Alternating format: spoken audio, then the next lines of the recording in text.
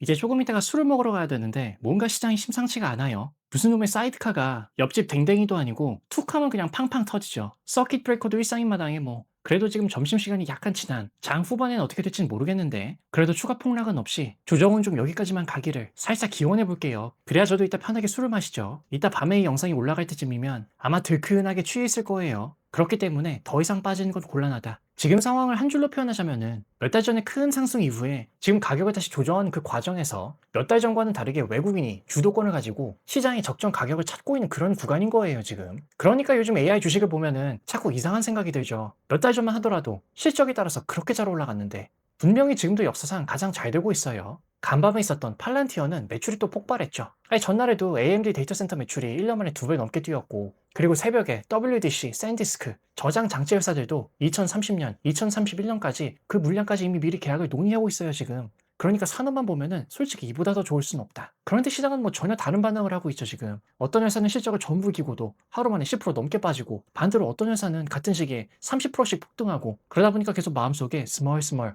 불안감이 엄습합니다. 자연스럽게 이렇게 묻게 되죠. 이거 AI 정점 아닌가? 아니 가는 건 알겠는데 불안불안하잖아요. 수요가 꺾인 거 아닌가? 캐파 투자하는 건 알겠어. 근데 수요 측에서 말이야. 계속 뭔가 떨어지는 것 같은데? 그런데 오늘 영상을 계속 쭉 같이 가다 보면은 지금 AI 시장에서 꺾이고 있는 거는 수요가 아니에요. 오히려 수요는 계속 강해지고 있고 지금 흔들리는 거는 시장이 AI의 성장에 반응하는 방식이다. 당연히 부부도 처음에 결혼하기 전에는 불에 타 오르죠 그냥. 이거는 연애에서도 마찬가지예요. 그러다가 1년, 2년, 3년 결혼하고 나서 시간이 또 오래 흔들리면은 그때 다가오는 사랑은 다른 종류의 사랑이다. 몇 달 전에 불같이 올라가는 그런 불기둥이 아니라 이제 앞으로는 은은하면서도 쭉 장기적으로 평생의 배우자, 내 반려자와 함께 가는 그런 종류의 사랑이 지금 다가온 거예요, 우리 시장에도. 그리고 그 시작이 불과 일주일 전으로 거슬러 올라가죠. 지난주 FOMC에서 연준 위원분 3명이 금리를 더 올려야 된다. 반대표를 던졌죠. 이게 79년 이후에 가장 많은 인상 반대표예요. 그런데 정확히 일주일 뒤에 팔란티어는 실적 하나로 30% 폭등했고 다우지수는 사상 최고치를 다시 썼죠. 생각해보면 정말 이상한데 한쪽에서는 경제가 너무 뜨거우니까 금리를 더 올리자. 그런데 바로 일주일 뒤에는 AI 기업들이 역사적인 실적을 내면서 시장을 다시 끌어올리죠. 이 둘은 서로 반대 이야기처럼 들려요 지금. 하지만 우리가 자료를 하나씩 뜯어보면은 오히려 정반대다. 사실 이 둘은 같은 현상을 서로 다른 언어로 지금 설명을 하고 있다. 남편과 아내의 언어가 너무 다르죠. 그래서 평생을 그걸 맞춰가는 서로의 모남을 둥글둥글하게 깎아나가는 그런 게 주식시장이고 결혼생활이다. 본격 K유부 투자 컨텐츠예요 우리 채널은. 그래서 AI 투자가 지금 경제를 계속 강하게 만드는데 연준은 그걸 새로운 수요 과열로 보기 시작하는 거예요. 그리고 연준이 매파로 기울면은 장기 금리가 올라가죠. 문제는 여기서부터죠. 요즘 AI 산업은 엄청난 돈을 계속 끌어다 쓰고 있잖아요. 데이터 센터를 짓고 GPU를 사고 HBM을 확보하고 전력망과 냉각 설비까지 동시에 깔아야 돼요.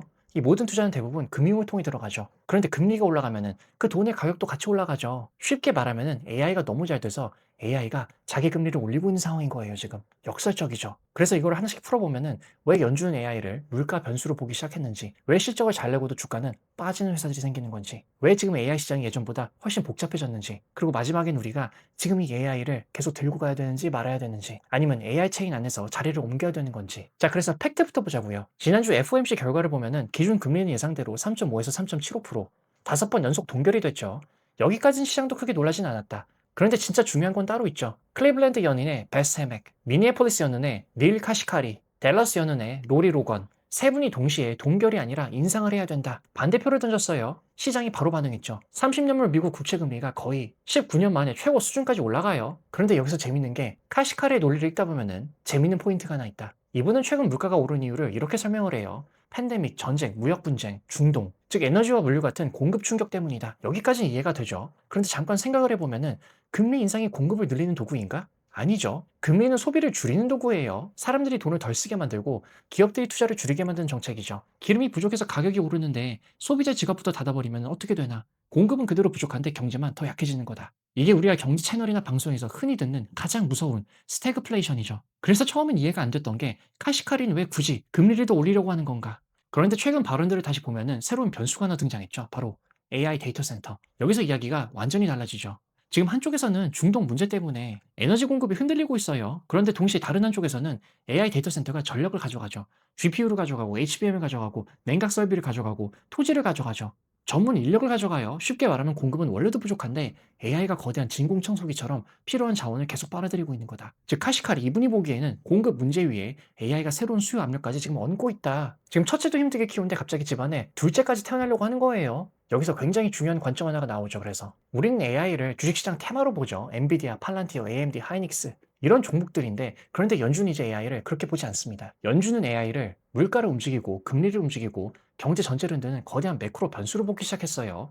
이게 오늘 이야기의 출발점이죠. 그렇기 때문에 이제 AI는 단순한 성장 산업이 아니라 자기 스스로 금리를 밀어 올릴 수 있는 그런 산업이 되어버렸다. 오케이, AI가 수요를 만든다. 좋아요. 연준이 그걸 보고 금리를 안 내린다.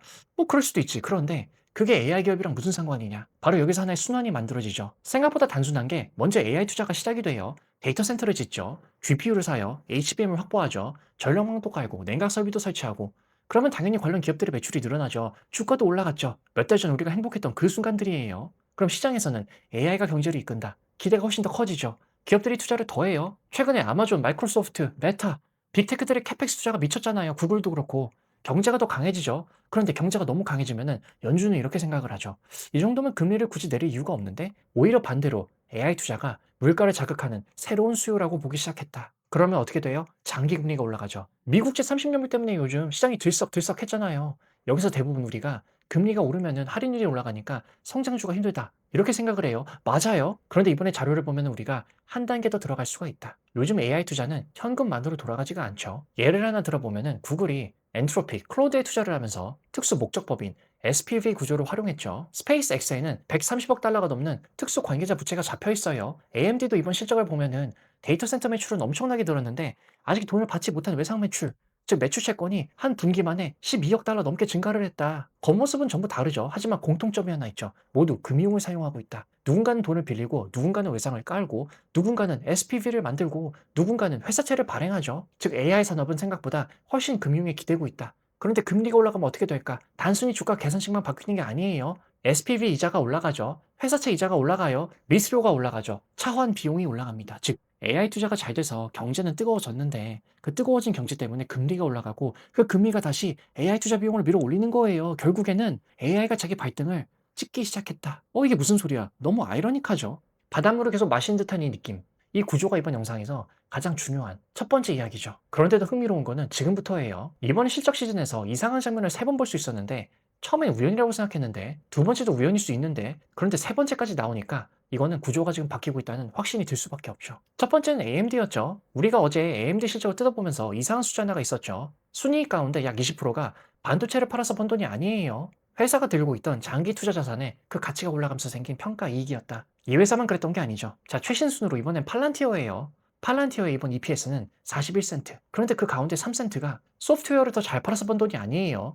회사가 보유하고 있던 스페이스X 지분 가치가 올라가면서 생긴 평가 차익이다. 그러니까 팔란티어 실적 안에도 다른 회사 주가가 들어가 있었던 거죠. 여기서 끝나면 또 우연일 수가 있는데, 그런데 샌디스크에서도 똑같은 장면이 나오죠. 순이익 가운데 약 8억 달러, 비중으로는 약 12%. 이게 반도체 판매가 아니라 대만 난야 지분 가치 상승에서 나온 평가 이익이에요. 심지어 이번에는 재밌었던 게 보통은 조정 후 이익, 즉 넌갭이 더 크게 나오죠. 그런데 이번에는 오히려 갭이 너무 컸다. 평가 이익이 너무 크게 들어왔기 때문에 AMD, 팔란티어, 샌디스크 이번 주에 3번이죠. 지난주에는 뭐 구글, 메타, 아마존 여기서도 볼 수 있었고, 그래서 여기서 굉장히 중요한 변화가 시작이 됐다.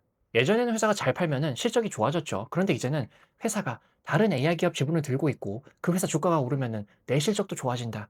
이게 상승장에서는 정말 아름다운 구조죠. A 회사 주가가 올라요. 그러면 B 회사 평가 이익이 늘어나죠. B 회사 실적이 좋아져요. 그러면 B 회사 주가도 오르죠. 그러면 또 다른 회사 실적도 좋아진다. 마치 서로가 서로를 밀어주는 톱니바퀴처럼 돌아가죠. 그런데 이 구조는 반대로도 똑같이 돌아간다. 금리가 올라가요. 밸류에이션이 눌리죠. 주가가 빠져요. 그러면 평가 이익은 순식간에 평가 손실로 바뀐다. 순이익이 줄어들어요. 실적이 약해지죠. 주가가 더 빠져요. 그리고 그 주가 하락이 또 다른 회사 실적이 들어가기 시작하죠. 이게 이번에 그리고 앞으로도 실적 시즌에서 가장 경계를 해야 되는 부분이죠. 이제는 실적이 좋다. 여기서 끝나면 안 되는 게 한 단계 더 들어가야 된다. 그 실적이 진짜 본업에서 나온 현금인지 아니면 다른 회사 주가가 올라서 좋아 보이는 그런 숫자인지. 즉 남편이나 아내가 실제 자생 능력이 있는지 아니면은 이게 모두 시댁 부모님 후광 때문인지 이걸 반드시 같이 봐야 되는 거예요. 그리고 이 시점부터 AI 시장이 예전보다 훨씬 복잡해지죠. 왜냐면 이제 시장은 단순히 AI 기술만으로 움직이는 게 아니라 금리와 금융구조, 그리고 서로 얽힌 자산 가치까지 함께 움직이기 시작했기 때문에. 그럼 여기까지 오면 이런 생각이 들 수도 있어요. 그럼 정부는 뭐 아무것도 못하는 건가? 그냥 손 빨고 있는 거야, 트럼프랑 베센트는? 그렇진 않았죠. 지난주, 이번 주 미국 정부가 굉장히 바쁘게 움직였죠. 8월 4일에는 재무장관인 베센트가 CNBC 인터뷰에서 이런 이야기를 했어요. 빠르면 화요일이나 수요일 안에 중동 관련 협상에서 의미 있는 진전이 나올 수 있다. 유가가 확 빠졌죠, 그때. 미국이 이란 혁명 수비대와 연결된 일부 제재를 완화했고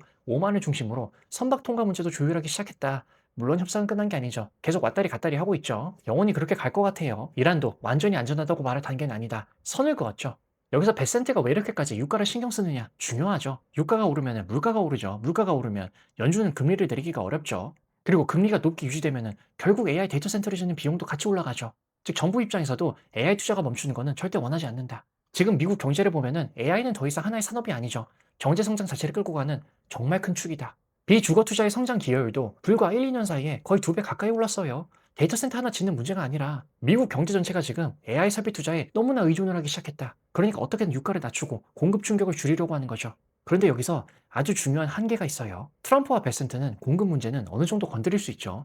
원유, 물류, 중동 이런 건 외교와 정책으로 계속 완화할 수 있어요. 정치로 풀어가는 거죠. 그런데 AI 데이터 센터가 만드는 수요는 정부가 전화 한 통으로 멈출 수 있는 문제가 아니에요. 언론 플레이도 할 수 있는 게 아니고 엔비디아에게 GPU 덜 팔라고 할 수도 없고 마이크로소프트에게 데이터 센터 덜 지으라고 할 수도 없죠. 구글에게 AI 투자하지 말라고 말할 수 없어요. 그러니까 정부가 공급 문제를 절반 해결해도 연준이 걱정하는 나머지 절반은 그대로 남죠. AI가 만들어내는 거대한 수요예요. 이게 지금 미국 안에서 벌어지고 있는 묘한 충돌이죠. 정부는 AI 투자를 계속 키우고 싶고 연준은 AI 투자가 너무 강해서 물가를 걱정을 하죠. 같은 미국인데 같은 AI를 바라보면서도 목적이 서로 달라요. 그렇기 때문에 지금 시장이 계속 헷갈리고 있다. 변동성도 커지고 그 모든 근원적인 이유가 여기에 있는 거죠. 실제 이 거대한 이야기를 기업별로 가져와 보면은 웨스턴 디지털 WDC죠. 이번 실적 정말 좋았어요. 매출도 이겼고 EPS도 이겼고 다음 분기 가이던스도 시장 예상보다 너무 좋았죠. 시험으로 치면은 국어 100점, 영어 100점, 수학 100점. 그런데 주가는 시간 외에서 10% 넘게 빠졌고 회사에 문제가 있었냐? 아니죠. 사실 가장 큰 이유는 주가가 이미 너무 많이 올라 있었기 때문에 연초 대비 200% 가까이 상승했어요. 시장 머릿속에는 공식 컨센서스보다 훨씬 높은 숫자가 이미 들어가 있다. 우리가 흔히 말하는 위스퍼 넘버죠. 공식 시험 커트라인은 90점인데 사람들은 속으로 이미 110점을 기대하고 있던 거예요. 그러니까 100점을 받아도 실망을 하죠. 그리고 이번 WDC 실적에서 주가보다 훨씬 중요한 게 있었습니다. 바로 CEO의 한 문장이었는데 컴퓨팅 자원은 재사용할 수 있는데 데이터는 계속 쌓인다. 이 문장이 이번 실적 시즌 최고 인사이트 가운데 하나라고 볼 수 있는 게 왜냐면 AI 산업이 지금부터 완전히 다른 단계로 들어가기 때문이죠. 예전 AI는 훈련의 중심이었고 모델 하나 만들려고 GPU를 수십만 장 사고 몇 달 동안 학습시키고 끝! 굉장히 큰 공사 같은 개념이었어요. 그런데 이제는 아니죠. AI가 실제로 사용되기 시작했다. 사용자가 질문을 하죠. 입력이 생겨요. 출력이 생기죠. 로그가 생겨요. 문맥이 저장되죠. 에이전트 AI는 한번 질문을 하면은 혼자 여러 단계를 수행하죠. 그 과정마다 새로운 데이터가 계속 만들어집니다.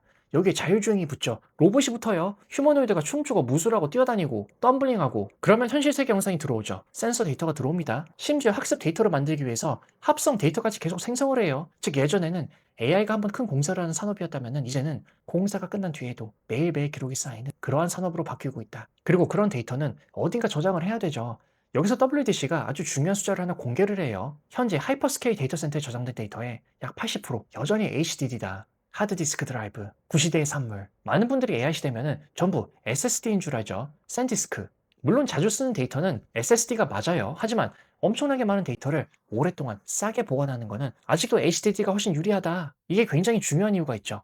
AI 투자가 GPU를 한 번 사고 끝난 산업이 아니라는 거예요. GPU를 다 설치한 뒤부터 오히려 저장 수요가 계속 늘어나는 구조다. 그래서 WDC 고객들은 2029년, 2030년, 2031년 물량까지 벌써 장기 계약을 논의하고 있어요. 회사도 앞으로 데이터 저장량이 연평균 25% 이상 성장할 거다. 자율주행 고객들의 저장 수요도 기존 예상보다 훨씬 크게 늘었죠. 그러니까 이번 WDC 주가 하락을 보고 AI 수요가 끝난다. 이렇게 해석을 하면은 오히려 반대로 볼 가능성이 큰 거죠. 수요가 끝난 게 아니라 주가가 수요보다 너무 먼저, 너무 멀리 달려나가 버렸다. 그리고 이 부분에서 우리가 이제 AI 산업이 다음 단계로 넘어가고 있다는 것을 확인을 할 수가 있죠. 이제 AI는 설치하는 산업이 아니라 사용할수록 데이터가 복리처럼 쌓이는 산업이다. 그런데 여기까지가 끝이 아니죠. 이 흐름이 같은 집안 식구인 샌디스크의 실적 발표에서 이제는 P에서 가격이죠. Q, 물량으로 넘어가는 구조랑 연결이 되면서 어떻게 보면 여기서부터가 오늘 영상의 가장 큰 하이라이트예요. 샌디스크도 실적 자체는 정말 좋았어요. 매출은 크게 늘었고 마진도 좋아졌죠. 그런데 다음 분기 전망을 발표하자마자 주가가 빠져요. 아, 메모리 사이클 끝났나 이제? 그런데 여기서 우리는 오히려 완전히 다른 숫자를 한번 볼 필요가 있다. 샌디스크가 매출이 왜 늘어났는지 직접 설명을 해요. 이번 분기 매출 증가를 보면은 약 3분의 1은 더 많이 팔아서 늘어난 것이고 나머지 3분의 2는 가격이 올라서 늘어난 거다. 이 숫자가 왜 중요하냐? 쉽게 보자면 예를 들어서 매출이 30억 늘었다. 그런데 그중에 10억은 물량이 늘어서 번 돈이고 20억은 같은 물건을 더 비싸게 팔아서 번 돈이다. 즉 지금 AI 메모리 시장은 아직도 가격, P가 성장을 끌고 있는 시장이라는 거죠. 가격이 올라가면 매출도 빠르게 늘고 마진도 굉장히 좋아요. 그래서 숫자가 화려하게 나오죠. 하지만 가격이 끌고 가는 성장은 생각보다 오래 못 갈 수도 있다. 공급이 조금만 늘어도 기대가 조금만 식어도 가격은 생각보다 빠르게 흔들려요. 반면 물량이 늘어서 성장하는 시장은 다를 수 있어요. 고기 계속 사줘야 되죠. 실제로 공장이 계속 돌아가야 해요. 계약도 계속 이어져야 되죠. 그래서 훨씬 단단합니다. 딴딴. 그래서 지금 AI 메모리 산업은 바로 이 전환점에 있어요.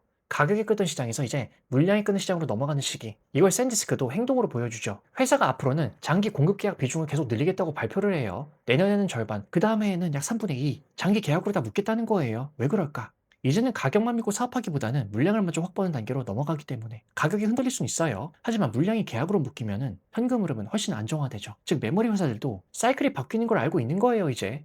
그런데 여기서 끝이 아닌 게 지금은 아직 이 전환이 끝난 상태가 아니다. 오히려 가장 애매한 구간인 거죠. 왜냐하면 현재 매출 성장은 여전히 가격이 3분의 1을 담당하고 있기 때문에 가격의 힘은 아직 많이 남아있다. 그런데 최근 데이터를 보면은 조금씩 분위기가 달라지죠. 한국 디램 수출 단가도 5월, 6월까지는 굉장히 강했는데 7월부터는 조금씩 힘이 약해지는 모습이 보여요, 지금 이게. 이게 왜 중요하냐? 만약 가격은 먼저 둔화되기 시작하는데 장기 물량 계약이 아직 충분히 차오르지 않았다면 그 중간에는 실적도 주가도 생각보다 많이 흔들릴 수가 있죠. 지금 시장이 딱 그 구간을 지나가고 있는 거예요. 그러니까 상승장이 끝난 게 아니라 가장 쉬웠던 구간이 끝난 거예요. 신혼 초기 이게 결혼 생활의 전부가 아니에요. 달달했던 구간은 초반 1년밖에 안 된다. 이걸 망각하지 말자. 예전에는 그래서 가격만 올라가도 실적이 좋아졌죠. 앞으로는 실제로 얼마나 많이 팔았는지가 더 중요해집니다. 시장이 이제 P를 보는 시장에서 Q를 보는 시장으로 넘어가는 그 단계에 있다. 인생은 가시밭길인 거예요. 그래서 이번 실적에서 이 변화가 가장 중요했던 거죠. 그리고 여기서 우리가 숫자를 하나 잘못 해석하는 경우가 있는데 매출 채권이죠. 쉽게 말하면 외상값. 이번 분기 샌디스크의 매출 채권은 약 20억 달러 가까이 늘었어요. AMD보다 크죠. 숫자만 보면은 이 회사 위험해지는 거 아니야? 그런데 이때 같이 봐야 하는 숫자가 있죠. 바로 영업 현금 흐름. 샌디스크가 이번 상반기에 영업 현금 흐름이 70억 달러를 넘어섰어요. 외상은 늘었죠. 그런데 실제로 들어오는 현금은 그보다 훨씬 많았다. 외상을 충분히 감당하고도 남는다는 이야기예요. 반면 AMD는 조금 달랐죠. 순이익은 크게 늘었는데 영업 현금 흐름은 오히려 줄었었다. 같은 외상 증가인데도 위험의 의미는 완전히 달라지는 거예요. 그래서 외상값이 늘었다는 기사를 우리가 보면은 항상 현금이 같이 늘고 있는가, 이게 훨씬 중요하죠. 그리고 샌디스크는 여기서 한 단계 더 들어가죠. 고객들에게 장기 계약을 받을 때 재무 보증까지 요구를 해요. 쉽게 말하면은 고객님 10년 계약 오케이. 그런데 혹시 못 지키면 어떻게 할 거야? 그러니까 그거 담보부터 주세요. AI 공급자가 고객에게 담보를 요구할 정도다. 와, 이거 날강도죠. 그런데 협상력이 굉장히 강하다는 뜻이다. 돈도 나중에 받고 혹시 못 받을 위험도 미리 담보로 막아두는 구조인 거예요. 여기서 재미있는 대비가 우리가 보이죠. 한쪽에는 돈을 빌리기 위해서 SPV를 만들고 복잡한 금융구조를 만드는 회사들이 있죠. 어제 영상을 참고해보세요. 반대로 샌디스크 같은 회사는 오히려 고객에게 담보부터 내놔 이러고 있는 거예요. 지금 같은 AI 산업인데 위치가 완전히 다른 거죠. 그리고 앞으로는 이 차이가 점점 더 중요해질 거다. 자, 그렇다면은 이렇게 좋은 내재 가치들을 가지고도 주가가 빠진 회사들이 있는데 왜 팔란티어만 30%나 폭등을 했나? 이게 이번 실적 시즌에서 가장 중요했던 대목이죠. 팔란티어 숫자를 보면 매출은 전년 대비 거의 100% 가까이 성장했어요. 그리고 더 중요한 거는 12분기 연속 개선. 이건 단순히 실적이 예상보다 조금 좋았네 이런 수준이 아니라 시장 기대 자체를 다시 한번 뛰어넘었다. 그런데 여기서 우리가 숫자 하나를 더 보면은 현금이죠. 상반기 순이익이 약 19억 달러. 그런데 영업 현금 흐름은 약 21억 달러. 즉 장부상 이익보다 실제로 들어온 현금이 더 많아요. 여기까지는 좋은 회사 이야기처럼 들리죠. 그런데 진짜 중요한 거는 그 다음이다. 팔란티언 이번 상반기 설비 투자가 2천만 달러 수준이에요. 2천만 달러. 거의 없죠? 아니 구글 2천억 달러랑 비교를 하면은 이건 뭐 투자를 하겠다야 안 하겠다야 거의 없어요. 왜? 팔란티어는 데이터 센터를 직접 짓는 회사가 아니잖아요. GPU를 수십만 장 살 필요가 없죠. 전력망을 깔지 않아요. 냉각 설비를 설치하지 않아도 돼요. 남들이 만들어 놓은 AI 인프라 위에서 소프트웨어를 올리는 회사다. 그러니까 수요가 늘어나면은 매출은 빠르게 늘어나는데 같이 늘어나는 설비 투자는 거의 없다. 여기서 AI 기업들의 구조가 완전히 갈리죠. AMD, WDC, 샌디스크. 이 회사들은 AI 수요가 늘어나면은 가치 투자도 늘어나요. 공장을 돌려야 되고 생산 라인을 늘려야 하고 설비를 계속 깔아야 되죠. 즉 성장을 할수록 돈이 너무 많이 들어간다. 하지만 팔란티어는 다르죠. 고객이 들어도 소프트웨어를 더 많이 제공을 하면 되죠. 물론 서버 비용은 조금 늘겠죠. 하지만 데이터 센터 하나 더 짓는 수준은 아니죠. 그래서 같은 AI 수혜주인데도 현금이 훨씬 가볍게 쌓인다. 현금 부자예요. 이게 이번 실적 시즌에서 가장 큰 차이이고 앞으로도 우리가 투자를 할 때 지금 다음 AI 사이클 국면에서는 이러한 류의 이러한 형태의 회사들을 영원히 쓴형 멤버십 영상에선 다뤄보았지만은 그러한 회사들에 우리가 관심을 꼭 가져야 된다. 그래서 시장도 기업마다 요구하는 기준이 달라지죠. 인프라 기업은 실적이 좋기만 해서는 안 돼요. 이미 주가가 많이 올라있다면은 마진도 가이던스도 현금 흐름도 모두 완벽해야 되죠. 반면 팔란티어는 이번에도 그 기준을 넘어섰어요. 그래서 시장이 한국 기준 상한가라는 숫자로 화답을 했죠. 물론 그렇다고 팔란티어가 안전하다는 이야기가 아니에요. 오히려 위험의 종류는 다르다. 팔란티어가 설비 투자 위험은 작죠. 대신 지금의 성장률이 계속 유지된다는 그 믿음이 주가에 엄청나게 빡빡하게 들어가 있다. 즉 팔란티어는 캐펙스 리스크는 적지만은 밸류에이션 리스크는 굉장히 클 수 있다. 그래서 AI 기업마다 위험의 크기가 다른 게 아니라 위험의 종류 자체가 다르다. 봐야 될 게 다른 거죠. 자 이제 그러면은 처음 질문으로 우리가 돌아가 보면은 답이 나오죠. AI가 정점에서 꺾인 거냐? 현재까지 나온 팩트만 보면은 그렇다고 말하기가 어렵죠. 꺾인 거는 성장률이 아니라 시장이 그 성장해 주는 점수인 거예요. 예전에는 컨센서스만 이기면은 주가가 올라갔죠. 그런데 이미 주가가 이제 미래를 너무 많이 반영을 하다 보니까 실적을 다 이겨도 주가가 빠질 수 있다. WDC와 AMD가 그랬죠. 반면 팔란티어처럼 공식 예상치를 넘어서 시장의 숨은 기대치까지 압도해버린다. 주가가 크게 올라가죠. 기준선이 올라간 거예요, 이제. 그래서 지금 AI 시장이 어렵게 느껴지는 이유는 세 층이 서로 다른 방향으로 움직이고 있기 때문에 첫 번째는 펀더멘탈, 두 번째는 기대치, 그리고 세 번째는 구조죠. 구조라는 거는 SPV, 특수관계자 부채, 매출채권 증가, 지분평가 차익 이런 것들이에요. 순수한 영업현금만으로 이 투자 속도를 감당하기 어려워지면서 자금 조달 방식이 점점 복잡해지고 있다. 이건 사이클 초반보다 중후반에 자주 나타나는 특징이죠. 그러니까 AI가 꺾였냐, 안 꺾였냐 이거 하나로 물으면 답이 안 나와요. 수요는 아직 강하고 기대치는 앞서가 있고 금융 구조에는 위험이 쌓이고 있고 세 개가 지금 동시에 맞는 상황이다. 그래서 지금 P에서 Q로 가장 중요한 전환의 사이클에 있는데 샌디스크가 확인을 해준 것처럼 가격 P가 끌던 성장에서 물량 Q가 끄는 성장으로 넘어가는 중이죠. 이 전환이 완성되면은 가격이 조금 조정돼도 물량과 현금 흐름이 실적을 받쳐줄 수 있다. 하지만 지금은 초입이에요. 가격이 먼저 둔화되는데 물량 장기 계약이 충분히 차오르지 못하면은 중간에 실적 눈높이가 흔들릴 수가 있죠. 그래서 지금 상승 사이클의 끝이라기보다는 가장 뜨거웠던, 황홀했던, 달콤했던 그 신혼 초기, 가장 쉬웠던 가격 상승 구간에서 더 까다로운 물량 검증 구간, 이놈이 이제 앞으로 날 잘 데리고 살 수 있을까 없을까? 와이프의 그 흔들리는 눈빛, 물량 검증 구간으로 넘어가는 시점에 가깝다. 그렇기 때문에 어떻게 보면 오늘 코스피도 갑자기 또 하락이 나온 게 아닌 게 이러한 AI 사이클이 전환이 되는 과정에서 주가가 그냥 그대로 묻어나는 거죠. 현재 방향을 잃은 시장이 아니라 그래서 이 특정 가격대 안에서 계속 사고팔기가 반복되는 시장이다. 이 사이클의 전환이 끝나기 전까지는 그 위쪽 끝단이 우리가 어제 영상에서 이야기를 했던 큰 손들이 다시 판단할 가능성이 높다고 봤던 구간 바로 6630에서 6675 정도였죠. 시장이 정말 어제 정확하게 그 자리까지 왔다가 거의 저항선 끝까지 올라왔죠. 그리고 거기서 멈췄죠. 이후 방향을 아래로 틀었고 오늘 아침에는 그 하락이 더 강하게 이어졌죠. 그래서 더더욱 혼란스러워요. 도대체 방향이 뭐야? 맨날 홀짝 게임하는 것도 아니고 하루는 폭락하고 다음날은 반등하고 또 올라오면 다시 밀리고 패턴이 있죠 지금. 계속 큰 손들은 스마트 머니는 계속 같은 행동을 반복하고 있어요. 시장 아래쪽에선 다시 매수하죠. 그런데 위쪽 저항에 가까워지면 다시 물량을 줄이고 벌써 세 번째예요 지금. 즉 올라가면 사고 싶은 사람이 없는 게 아니라 올라온 가격에서는 파는 사람이 지금 계속 나오는 구조다. 그래서 지금 시장을 단순히 상승장이 끝났다 혹은 다시 올라간다 이렇게 양쪽으로 단정하기는 어렵고 정확히는 외국인이 특정 가격대 안에서 계속 포지션을 조절하고 있는 시장이다. 쉽게 말하면 지금 코스피가 완전히 무너질 거다 이것도 아니고 아무 가격에서나 적극적으로 사고 싶은 상황도 아니고 다만 지난주 금요일 약 10조 원 가까이 들어왔을 때 그 아랫단 가격대가 정말 그들의 마음이 한번 나왔던 그 지점이었어요. 하나의 기준선이 될 수 있겠죠. 그리고 오늘 하락의 시작점이 굉장히 중요한 게 이 불씨가 떨어진 곳이 이미 외국인들이 지금 경계를 하고 있는 가격대다. 그리고 오늘 하락의 성격도 비록 지금 장중 데이터지만은 프로그램 매매를 뜯어보면은 재밌는 그림이 나오죠. 점심시간 기준으로 프로그램 순매도가 약 1조 원을 조금 넘었어요. 뭐 이 정도면은 뭐 엄청 큰 것도 아니고 작은 것도 아니고 요즘 시장 기준으로는. 그런데 세부적으로 보면은 차익 거래는 오히려 플러스였죠. 반면 비차익 거래가 대부분이었어요. 약 마이너스 2조. 이게 무슨 뜻이냐면은 오늘 시장은 모든 종목을 무조건 팔아버린 패닉과는 조금 달랐다. 차익 거래라는 거는 시장 구조적인 가격 차이를 이용하는 그런 거래죠. 반면 비차익 거래는 큰 자금들이 포트폴리오를 조정을 할 때 많이 나타난다. 특히 ETF나 인덱스 관련 자금들이 움직일 때 영향을 많이 받아요. 즉 오늘 흐름은 현재 가장 많이 올라온 대형주 중심으로 비중을 줄이자. 이러한 성격이 굉장히 가깝죠. 오늘 프로그램에서 상위 종목을 보면은 아모레퍼시픽, 한화 에어로스페이스, LG생활건강, KTNG, 금융주, 방산주. 재밌는 거는 그래서 오늘 가장 많이 빠진 삼전 닉스는 프로그램 매수 상위권에 없어요. 어제는 그렇게 있었는데 이게 의미하는 건 뭐냐? 돈의 위치가 계속 바뀌고 있다. 이 가두리장 안에서. 계속해서 반도체 갔다가 소비재 갔다가 방산 갔다가 금융 갔다가 다시 반도체 왔다가 배당 성격 있는 종목들로 갔다가 그래서 현재 구조를 보면은 위쪽에는 6,600, 6,700 여기는 이미 확인한 저항이죠. 아래쪽에는 단기적으로 6,300에서 6,400 현재 시장이 싸우는 구간이에요. 그리고 또 그 아래 6,150에서 6,080 정도 여기가 1차 중요한 확인 구간이죠. 그리고 이 아래부터는 매물 구조가 얇아져요. 쉽게 말하면 위에서는 사람들이 많이 사고 팔았던 흔적들이 있는데 그래서 가격이 버티기가 쉽죠. 그런데 아래쪽으로 내려가면은 기다리는 사람이 줄어들어요. 그러면 작은 매도에도 가격이 빠르게 움직일 수 있다. 그래서 어떻게 보면 앞으로 가장 중요한 질문은 오늘 많이 빠졌냐 이것보다는 외국인이 요즘 리모컨을 쥐고 있는 집안의 가장인 외국인이 6,150 아래에서도 계속 팔 것인가 아니면 그 가격에서는 다시 받을 것인가 이거겠죠. 그래서 코스피 일본 기준으로 보면은 지금 시장은 분명히 약해요. 고점 이후에 하락 추세가 이어지고 있고 반등이 나올 때마다 매물이 나오고 있죠. 특히 중요한 건 거래량이죠. 7월 시장을 보면 지수는 반등했죠. 그런데 이상한 점은 가격은 계속 올라갔는데 거래량의 힘은 계속 떨어지고 있어요. 쉽게 말하면 주가는 올라가고 있는데 그 상승에 참여하는 사람의 숫자는 계속 줄어들고 있다. 겉으로 보면 회복처럼 보이는데 안에선 힘이 빠지고 있는 거죠. 그래서 오늘 같은 하락은 완전히 갑자기 나온 일이 아니에요. 시장 내부에선 이미 위로 올라갈 때마다 누군가 파는 구조가 만들어지고 있다. 다만 타임스팬을 넓게 주봉 기준으로 보면은 현재 코스피 최고점은 6월 19일 9385 정도 되죠.